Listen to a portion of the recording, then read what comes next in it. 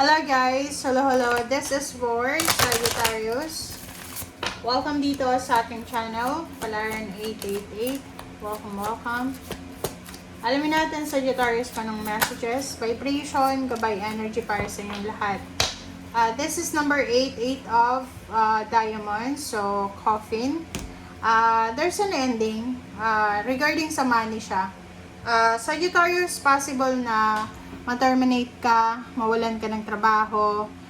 There's a possibilities na mawalan ka ng trabaho or posibleng hindi ka makapasok ng trabaho dahil may sipon ka, may ubo, may lagnat or whatever man na issues yan.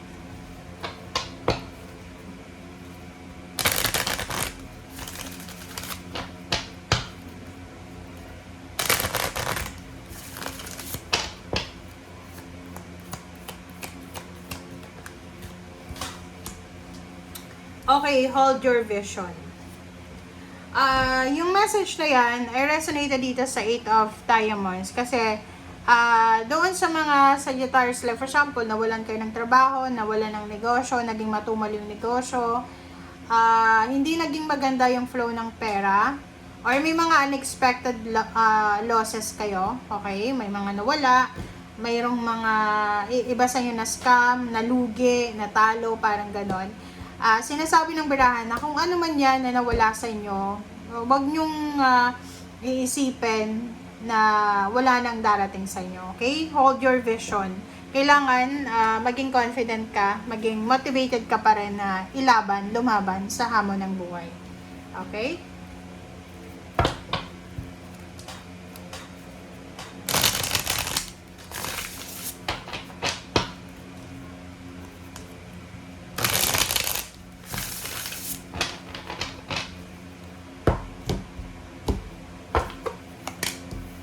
Okay, High Priestess, 7 of Wands,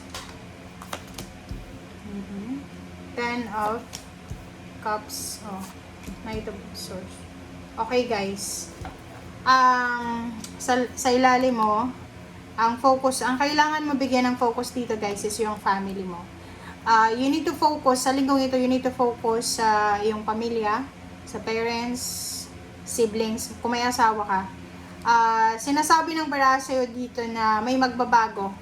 Ano man itong hinihintay nyo is either healing, financial security, solution, or confirmation, whatever man, darating siya sa pamilya nyo.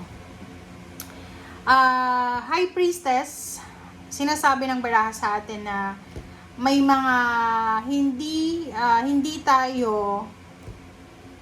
pa natin nakikita ito eh. This is all about our future. Hidden future siya. So, may mga naka-hide na future situation ngayon. Syempre, ngayon, wala pa tayong nakikita kasi naka-hide pa siya. Nasa future pa siya. Na kailangan mong paghandaan. Okay, you need to prepare yourself. You need to be motivated, confident, maging determinado ka. Kasi there's a hidden agenda or hidden issues na posibleng ma-encounter mo in the near future. Sa pamilya, sinasabi ng bara sa'yo na maging mapasensya ka. Maging mapasensya ka sa anak mo, kung may anak ka, may asawa, may boyfriend, girlfriend, ka-live-in parents, siblings, relatives. This week, kailangan pinaka-importante sa'yo ay hindi pera. Pinaka-importante sa'yo ay yung nararamdaman ng bawat isa, emotion. Yung Knight of Swords dito, sinasabi ng baraha, huwag tayong masyadong magpadalos-dalos na magalit. Like, maging mapasensya tayo. Like, for example, yung anak mo, pasaway, huwag ka agad-agad magagalit. Huwag, yung magulang mo, may edad na, pasaway din, huwag kang magagalit. Kasi this week, napaka-importante na bigyan natin ng maraming oras, maraming understanding, patience, ang ating mga kapamilya. Isang napakabilis na family occasion or isang napakabilis na celebration, family celebration, ang posibleng darating sa linggong ito. Maybe may kapamilyang magba-birthday, may wedding anniversaries, or any occasions na masaya.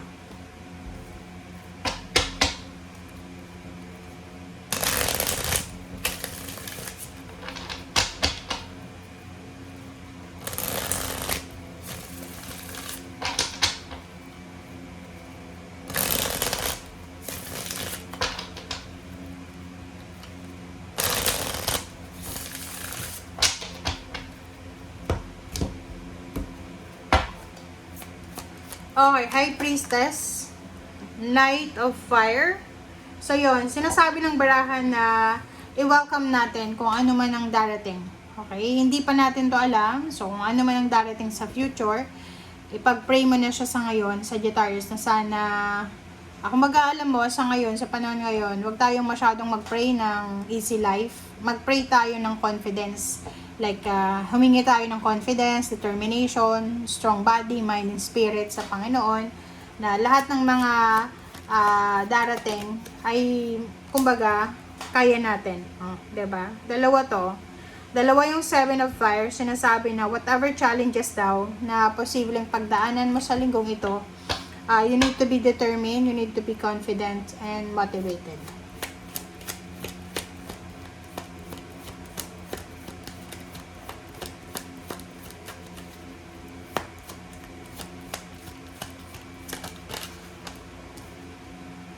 Okay, the Empress.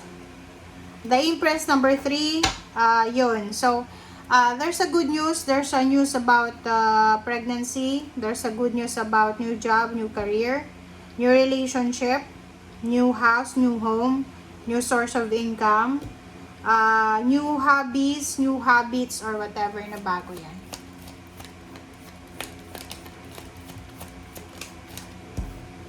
Okay. Huwag tayong masyadong magpadalos-dalos. Yun yung sinasabi ng Five of Fire.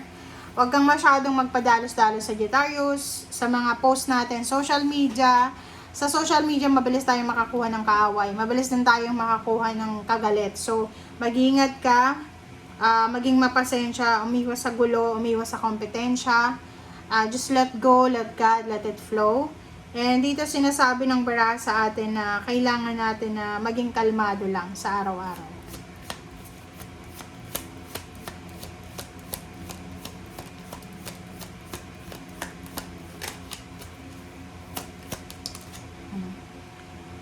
Ano bang hinihintay mo? Kasi dito sinasabi ng baraha na maybe you're waiting eh. Dalawa yung High Priestess mo.